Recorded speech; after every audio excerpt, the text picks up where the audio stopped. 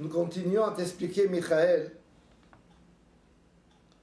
ce que dit le Rambam, et donc ce qu'on a essayé de dire la dernière fois, c'est que Rabbi Akiva et tous les sages de sa génération étaient d'accord, comme quoi le roi Ben Kuziba devait être le roi Mashiach, et ils sont venus le voir et ils lui ont dit tous, Yechi Adonenu, Morenu, Verabenu, Melech HaMashiach. Et il y a marqué dans le texte, Kevan Sheneerag, puisqu'il a été assassiné, il n'est pas mort tout seul. Nodalaem She'enu. Ils ont compris que ce n'était pas lui.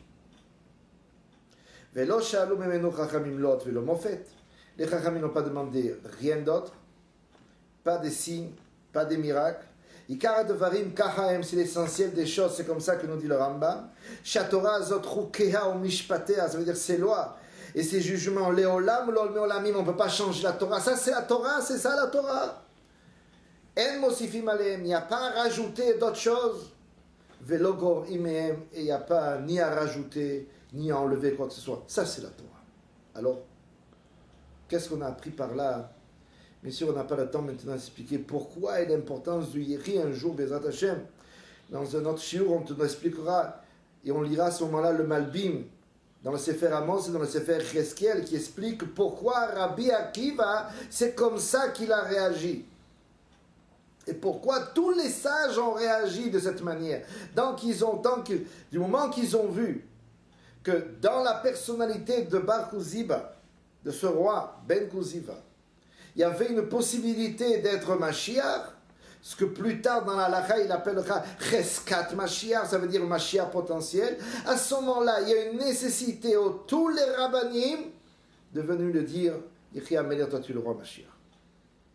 Et si c'est pas lui, Bassov, à la fin du parcours, si c'est pas lui, alors la seule possibilité, une fois qu'il a été nommé par le Beddin, par les tribunaux, par les Chachamim, par les sages d'Israël, la seule possibilité, nous dit le Rambam, Ne'erag, qui veut dire assassiné. Il ne meurt pas d'une mort toute seule. Il faut qu'il soit assassiné. C'est la seule possibilité qu'il a, et c'est la seule possibilité que le Rambam va répéter de nouveau. Ici, il a dit dans la halakha 2 fois, Ne'erag, 2 fois il le dit, on ne sait pas de quelle avonot il s'agit, mais on explique ici, ou par ses fautes à lui, ou par les fautes du peuple, peu nous importe, il est Ne'erag. Pourquoi Ne'erag? Parce que on a nommé, un tribunal l'a nommé Mashiach potentiel. Dans ce qui a été interdit après, ce qu'ils ont essayé d'enlever les goïms du Rambam, qu'ils n'ont pas pu supporter. Il y a marqué après la halakha Dalet, Ve'im lo itzliach hatko. C'est-à-dire que s'il ne réussit pas, première possibilité, ça veut dire que tout ce qu'on va nous dire pour Mashiach, le Mashiach, Becheskat Mashiach, le Mashiach potentiel, il ne réussit pas. Oh, regarde encore une fois le Rambam comme il est précis, Neherag, qui veut dire assassiné. Ce n'est pas celui qu'on attendait de la Torah. Qu'est-ce que c'est? C'est comme tous ces rois tzadikim qui qui descendent de la génération de David, la descendance de David, qui sont shlemim, qui sont pleins, qui sont ksherim, shemetu, qui sont morts. Pourquoi? Parce que Sheneera, parce qu'il est assassiné. Maintenant, on revient à ta question auprès du Rabbi. Voici que dans la halakha Dalet qu'on n'a pas encore lu, mais on va le lire immédiatement, quand même pour toi. Comment on reconnaît qui c'est Mashiach? Il y a une halakha qui nous le dit. La halakha Dalet. On la lit ensemble.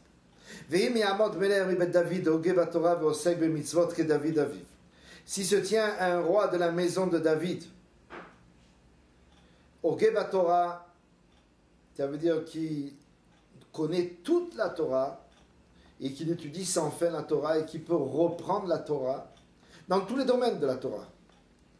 Au Segre Mitzvot que David Aviv, et qu'il est au Segre Mitzvot, ça veut dire qu'il fait les Mitzvot avec Mesirut Nefesh comme David Amelech, qui fait Torah chez Birtav et chez Baal Peh, ça veut dire qu'il n'enlève absolument rien de la Torah, Et qu'est-ce qu'il fait en plus? Vayachov kol Israël el herba. Et il demande à chacun de faire les mitzvot. Les chazek bitka, c'est-à-dire que là où il y a eu des problèmes dans le peuple juif, il est mechazek, il les renforce tous les problèmes possibles. Veilachem, il est remot Hashem, et il fait les guerres de Dieu. Et ça, c'est la preuve qu'il est en potentiel Mashiach.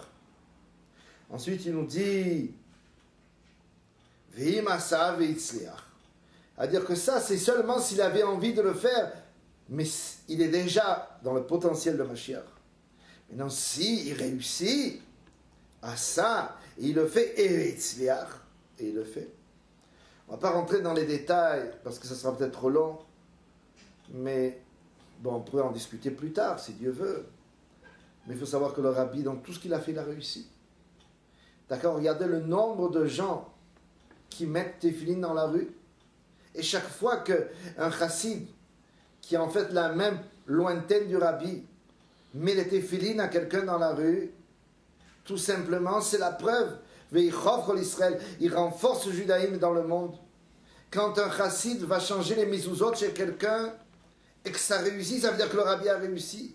Quand on allume les bougies de Hanouka, que ça soit en Russie, sur la place rouge, là on allume les bougies, que ça soit à Paris, que ça soit à Marseille, que ce soit dans le monde entier, où ces bougies géantes de Hanouka vont s'allumer selon le désir du Rabbi. C'est ça les guerres de Mashiach. Contre l'obscurité, on allume des lumières dans le monde entier, où les chefs d'État, où les maires des villages ou des pays vont venir et allumer eux-mêmes la bougie de Hanouka, et ainsi de suite, pour tout ce que le Rabbi nous a demandé. Et donc il a réussi. Mais ce n'est pas à nous d'en décider. Des centaines, si ce n'est pas des milliers de rabbanim dans le monde se sont servis de ce psak de Tatalakha du Rambam. Et on dit au Rabbi, auprès du Rabbi, que le Rabbi, selon le Rambam, correspond à cet halakha-là, et que le Rabbi Becheskat Mashiach. Et ça, dans le monde, le psak din a été fait. Il y a eu d'autres psak din qui a été fait avec le Rav Mordechai Eliyahu, que Dieu protège. Le Rav Mordechai Eliyahu, quand lui-même a dit au Rabbi de Lubavitch, alors maintenant on va réunir 10 personnes, on va faire un psak din, comme quoi Dieu doit accompagner, doit faire venir la Géoula dans le monde. Ce psak din a été fait. Et peut-être même chaque année, le Rav Mordechai Eliyahu faisait revenir son beddin de 10 personnes et de nouveau demander à Dieu et obliger à faire à Dieu que le psak din, que le Mashiach doit se dévoiler dans le monde. Ça, c'est un premier psak din du Rav Mordechai Eliyahu. Et les autres psak din de milliers de rabbinim dans le monde ont dit que le Rabbi était Becheskat Mashiach selon le Rambam. D'après cela, la seule possibilité que l'on a auprès du Rabbi, si ce n'est pas lui le Mashiach, c'est qu'il soit Neherag. Et ce qui s'est passé il y a quelques années de cela, il y a eu, c'était entre Purim, juste après Purim, entre Purim et Pessah, quand il est revenu, le Rabbi de l'hôpital qu'on appelle le Har Sinai, il y a un essai d'assassinat. 2 Bachorim vont partir de ce monde à cause de cet essai, mais le Rabbi, lui, ne sera pas assassiné. Mais le fait qu'on a essayé de l'assassiner, c'est aussi une preuve pour nous, comme quoi le Rabbi est toujours le Melech HaMashiach. Parce qu'il n'y a pas d'autre possibilité. Et quand on va parler où il est-ce qu'il est vivant ou pas vivant? D'après la halakha ici du Rambam, on est obligé de dire qu'il continue d'être vivant. Pourquoi? Parce qu'il est l'onéra et parce qu'il n'a pas été assassiné.